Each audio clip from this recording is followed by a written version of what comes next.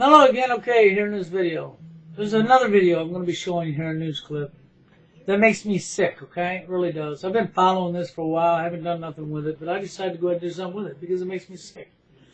You know, in today's world, this is what's been happening. This is how teens are coming out, okay? You got 5 teens, 2 who ain't being charged right now, 3 that are. 3 are being held and being charged as adults. They set another boy on fire because they decided they could steal. That's right. They decided they could steal from somebody and make trouble. And if somebody dared to stand up and say, no, you're not stealing my shit, or tell on them for being thieves, then they thought they had the right to set somebody at this boy on fire for being that way. Well, that reminds me of an expatriate. I call him an expatriate. He's a wannabe patriot here on YouTube that attacked me once over one of my videos, okay, concerning how kids are treating kids, how people treat people. See, he was a father who believes in schoolyard rules. That's right, schoolyard rules. In other words, break all the rules of the school, make up your own rules as you go, and all the other kids need to accept what some other kid decides is the new rule. Schoolyard rules, that's right. So that means you can steal from whoever you want.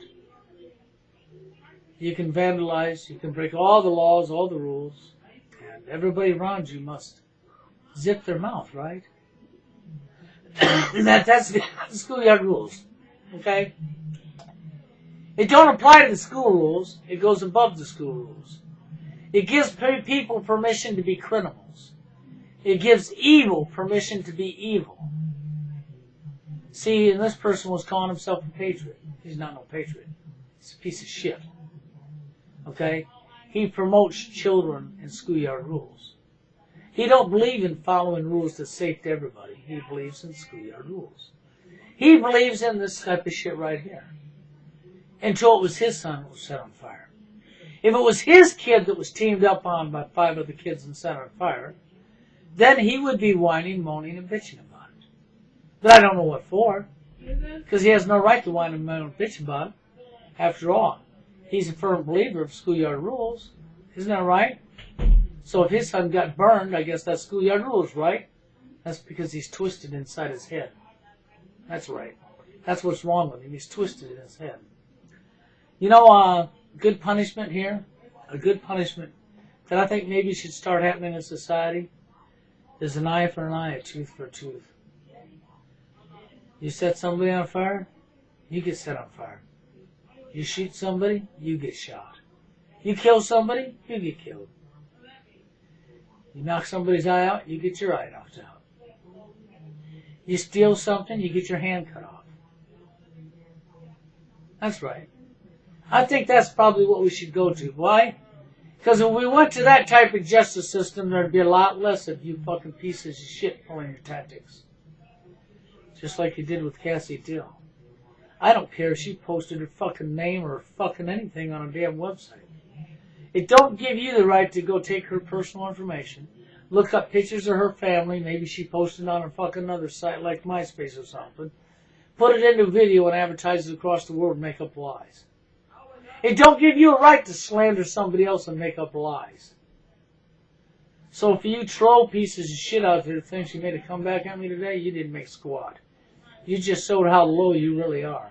You just showed what kind of piece of shit you are. Watch this news clip. Think about what I've said, because that's what I believe in right now. I think the justice system should turn around and it should be an eye for an eye, tooth for a tooth. You set somebody on fire, you get set on fire. Because after all, one of these teens laughed. They thought it was funny. They really got their kicks out of what they did. So I'm sure he'll be laughing when I pour alcohol on him and set him on fire, right? I'm sure he'll laugh all the way through that, right? I'm sure he wouldn't. See, that's why I think people need to start tasting the medication they dish out. And if you don't like your medication, stop dishing it. Watch this news report. Next video, you have a good one.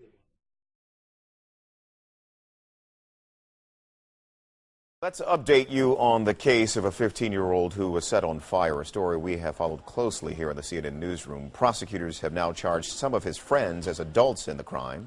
CNN's John Zarrella joining us now from our Miami bureau. And John, if you would, what's the latest on these charges? Yeah, Tony, you know, this is just one horrific story. The lives of 6 teenagers now literally changed forever. Late yesterday, 3 of the teenagers were charged as adults with attempted murder in the second degree. Now, those 3 teenagers appeared in bond court today, all 3 of them standing next to each other before the judge. The 3 of them, Matthew Bent, Jesus Mendez, and Denver Jarvis. Now, all 3 were given no bond by the judge, and the judge basically said that based on the horrific allegations, you can see the 3 of them there, that they turned the child into a human torch, that for the sake of the community, they were going to be held without bond. Now, as everyone, most people know, it was October 12th when the 5 teenagers, 2 others now, Tony, have still not been charged as adults. The state says it still could come back and charge them as adults later. But it was October 12th when they surrounded Michael Brewer and set him on fire, allegedly, according to police and the prosecutors. They lit him on, poured alcohol on him, and then lit him on fire. Boy, Tony? oh boy, this is, you feel bad for the 3 kids now, and as you mentioned, their lives changed forever, but it seems that a really strong message has to be sent in this case. The victim, Michael Brewer, we saw the pictures of him just moments ago. He sustained burns on more than 65% of his body. Any information on his condition? Yeah, you know, Tony, yesterday afternoon we had an opportunity to go to Jackson Memorial Hospital, to the burn center there, and we talked with his doctor at length about his condition. And the situation is this, as you might expect, with those extensive burns. The way the doctor put it to us, he said, you know, Hollywood has not even dreamt up yet what we see in these burns. It is that horrific, that bad. And the process of healing is day to day, and it will be many, many months. They expect him to recover, but the doctor said to us it still would not surprise him if, in fact, Michael Brewer does not survive. We can come in each day or get a phone call at any time that things are getting a lot worse or getting a tiny bit better. People get sick real fast, they get better slowly. And right now with him, we're getting a tiny bit better every day.